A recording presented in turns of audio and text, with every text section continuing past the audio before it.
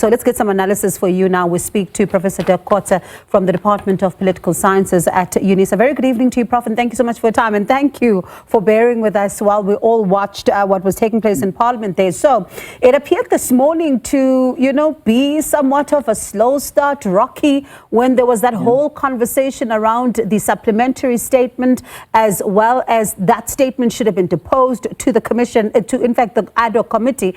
And now we're finding ourselves here. It seems things are picking up somewhat.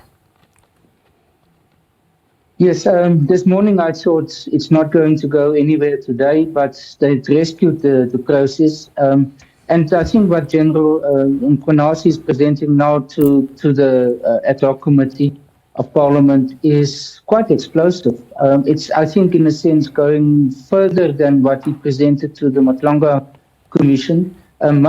Quite a lot of detail, and he focuses a lot on the process of sort of late December 2024, and then January, and from there on 2025 until July, when he presented it in a media briefing, the different dynamics and to what extent he was aware, as well as the National Commissioner General Masimola, about what is in the pipeline, and that is to dissolve the task team, the national political killings task team. And when you look at, before we even get into what has come out right now, in the morning, there are some people who say that, the questions that were being raised about that statement and who it should have been addressed to say that this should have been addressed to the committee and certainly not make it a supplementary statement that would then supplement what had subsequently come out from the Mkhwanazi Commission, which is what he would have presented. Some were reading this to be whether process which was necessary so that the commission is then separated from the committee, while others were saying this is more about politics. I wonder which side are you leaning towards? Well, I think what the Parliamentary Committee wants to establish is their independence, that they are not seen as subsidiary to the Mkhwanazi Commission, that they are not, in a sense, coming later on, that they are not going to have the same prominence as the Commission. And I think this is what they try to protect. And that is the fact that the supplementary affidavit is called supplementary meant that it was already presented to the Mkhwanazi Commission and would therefore be the basis of his presentation to the Parliamentary Committee. And that is why members, especially Julius Malema, was very upset about, because he wants to say we are there in our own right as a Parliamentary Committee, and we must be treated as if the Commission hasn't happened and is not busy with its own process. So I think it's a bit about their standing, about the public's looking at this committee, and to what extent they will be taken as seriously as the Mkhwanazi Commission. And that is the nub of the issue, isn't it? Because when you take a step back, for example, into the Zondo Commission's report, you see there that the work of Parliament came under serious scrutiny as a body that would then have missed its opportunity to actually hold the executive to account. And right now, they're finding themselves under serious scrutiny to make sure that whatever they do with this particular committee is actually going to yield some results, even for South Africans when it comes to accountability. Yes, that's indeed so. And I think if one can go a little bit further than that, is to say there is the Portfolio Committee on the Police, there's the Joint Standing Committee on Intelligence of Parliament, and they should have acted much earlier. After the announcement of the disbanding of the political task team, a political killings task team, they should have responded immediately. Yes, there were meetings, and General Mkhwanazi was there, but it hasn't reached the point where we are now. So they actually respond to what General Mkhwanazi made public on the 6th of July, as well as now the Commission of Inquiry. So again, it looks like the Parliament is slow in their response. And then also what is on top of that is the fact that their time frame is relatively short. So they don't, while the Commission has 6 months, this committee has less time. And it will be very interesting to know to what extent they will be able to produce the results. They were slow out of the blocks also when the decision was taken to have this ad hoc committee, and it's only now after some weeks that they're actually starting with it.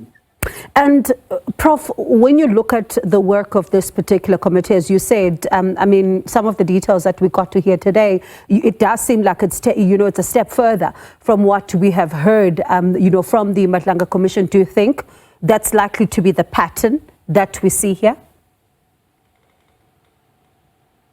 No, it's difficult to predict because, we don't know who's going to be the witnesses that will come to the Parliamentary Committee. They don't need to be necessarily the same as those of the Mkhwanazi Commission, and the sequence in which they are going to do it might also be very different. I think they are, like the National Commissioner, he must be at the Parliamentary Committee also.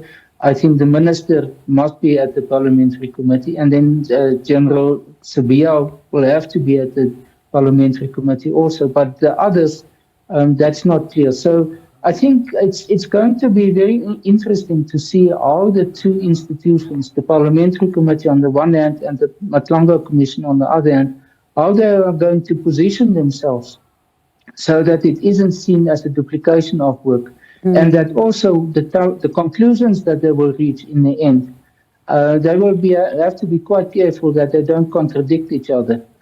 So I think this is going to be an interesting first, I would say, of having these two processes concurrently, and to what extent it's going to bring to the public in general, but also to those institutions that must act on it, whether it's the NPA or others, to what extent they will have a clear message and conclusions about what must be done. And, that issue of duplication has been one that has been coming up for quite some time now. And I wonder, just to add a bit more to this particular point of duplication, there's another concern from some of those who have been watching to say that these are politicians ultimately in their own right. Yes, they may be in Parliament as lawmakers now, but they do come from political parties, and wondering how much of politics will get to be at play when it comes to some of what we see in this particular commission. Can they avoid politics? Well, it will be very difficult for them. And that's the big difference between this committee and the Mkhwanazi Commission. And that's why I think on its own why the Mkhwanazi Commission is so important. The parliamentary committees are constituted of political parties. We've seen, for example, in the impeachment process of the public protector, that in the end they voted according to parties. And it is possible, I'm not saying it's going to happen like that, but it's really possible that if they have to vote on something in this committee, it might follow also party political lines. We know that, for example, the MK party is uncomfortable with these processes. First of all, with the Mkhwanazi Commission, and I think they are also not necessarily comfortable with this process. The EFF also had their reservations. So I think it's going to be very important to see, as this process now unfolds, to what extent that there's going to be positioning that takes place already at the early stage. But that will be unfortunate, because in the end, Parliament must be seen by the public, the way in which it is broadcast by you, the media. And the public sees this. To what extent the outcome ultimately can be believed, will be credible, because this is such an absolutely critical moment in terms of what we are hearing, and to what extent tangible, concrete, strong steps will have to be taken in order to prevent this from going further and taking it back, whether it is the infiltration of criminal syndicates into politics, into the executive, into the top structure of the police. It's so critical that these processes must be successful. It's non-negotiable. Now, when you look at what has taken place, right, on the sidelines, because there is the Mkhwanazi Commission, there's now the Ad Hoc Committee, but we are not short of spectacle, on the sidelines of this. For example, you have Mkhwanazi, who has been going around on what one can even call loosely a media tour to try and put his side of the story, to say that he is, in fact, according to him, a member of the ANC. His membership expires at the end of the month, and we do know that the Secretary General of the ANC said that he's not a member. But then he goes further to make some allegations against the Secretary General of the ANC. What do you make of this tit for tat between these two gentlemen? Well, I think we must not pay too much attention to this. I can understand that the ANC wants to distance itself from him and maybe other people who have been members or are members and who can discredit the ANC in the process. So it's very, I would say, predictable that the ANC wants to create as much distance as possible between them and these persons. The fact that they have openly spoke out against what is happening here, that I think is something which we as the public must accept as something in the right direction. But I think what is also important for the ANC is, we all think about next year's election already. And the way in which these things can be used by other parties against the ANC. So it's absolutely in their interest, in order to make sure that there is no direct correlation or association between them and the people who are going to be implicated in these processes. And therefore, the politics of it is very clear. And that is that opposition or parties opposed to the ANC will try to use this, exploit this for their own purpose, and the ANC wants to distance itself as much as possible to be not implicated in this process. Can it succeed in trying to distance itself, though? Well, what they are doing, and that is to speak out publicly against them, and not to protect or to defend persons who are ANC members, or, for example, ministers or former ministers.